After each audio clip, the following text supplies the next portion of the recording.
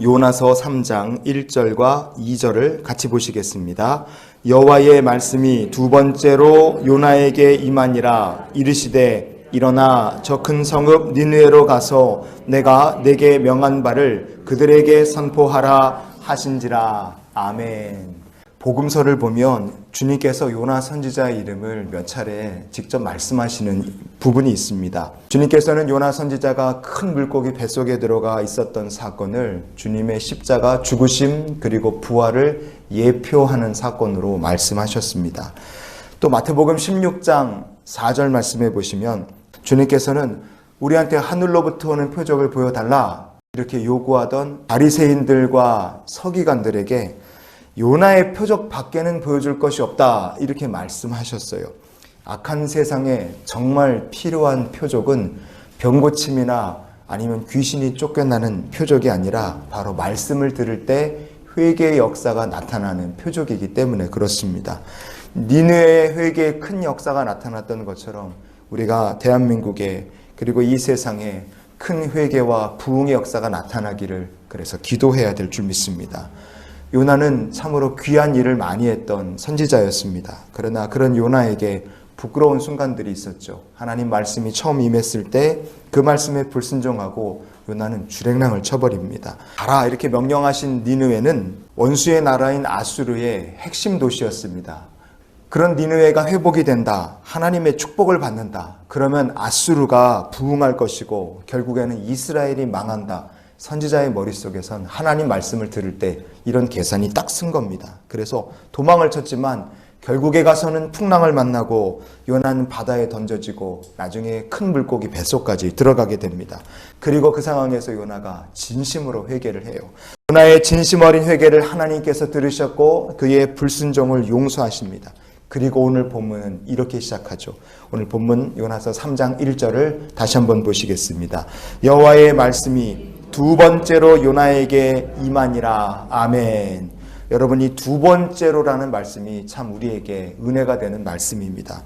왜냐하면 우리가 믿는 하나님은 불순종하고 도망을 쳤던 요나, 그 요나를 다시 찾으셔서 사명을 맡기신 하나님이시기 때문에 그렇습니다.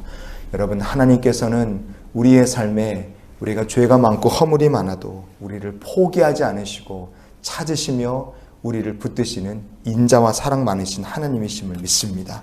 그래서 오늘 말씀을 통해 우리가 깨달아야 될 첫 번째 영적 교훈이 무엇이냐? 우리가 믿는 하나님은 인자하심이 크시고 사랑이 많으신 하나님이십니다. 요나를 포기하지 않으신 하나님께서 저와 여러분도 포기하지 않으심을 기억하시기를 바랍니다.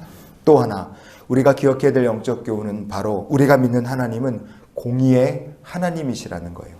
요나 선지자는 40일이 지나면 니느웨가 무너질 것이다.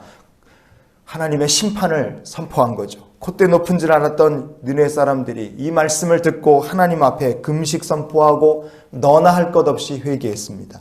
이 회개를 보시고 하나님께서 이렇게 말씀하시죠. 요나서 3장 10절을 우리가 이어서 보시겠습니다.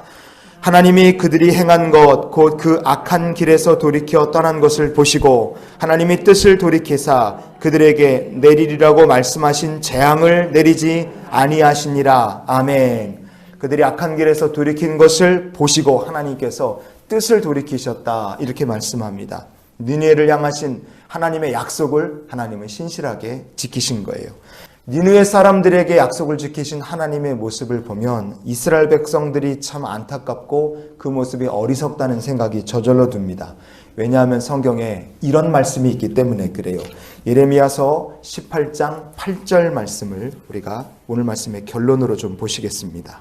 만일 내가 말한 그 민족이 그의 악에서 돌이키면 내가 그에게 내리기로 생각하였던 재앙에 대하여 뜻을 돌이키겠고. 아멘.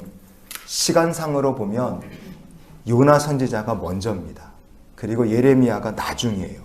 이스라엘 백성들은요, 하나님께서 이 토기장이의 약속을 통해서 주신 말씀을 받은 사람들이에요. 근데 그 약속을 믿을 수 있느냐? 믿을 수 있습니다. 왜냐하면 이미 요나를 통해서 니느웨 사람들이 회개할 때 재앙을 돌이키셨다는 것을 이스라엘 백성들은 들어서 알고 있기 때문에 그래요. 그런데 니느웨 사람들은 회개하고 돌이켜서 하나님의 구원과 용서를 받았는데 이스라엘 백성들은 돌이키지 않고 끝까지 하나님을 불순종했습니다. 그 결과는 우리가 아는 것처럼 바벨론에 다 포로로 끌려가고 나라가 망하고 말았어요.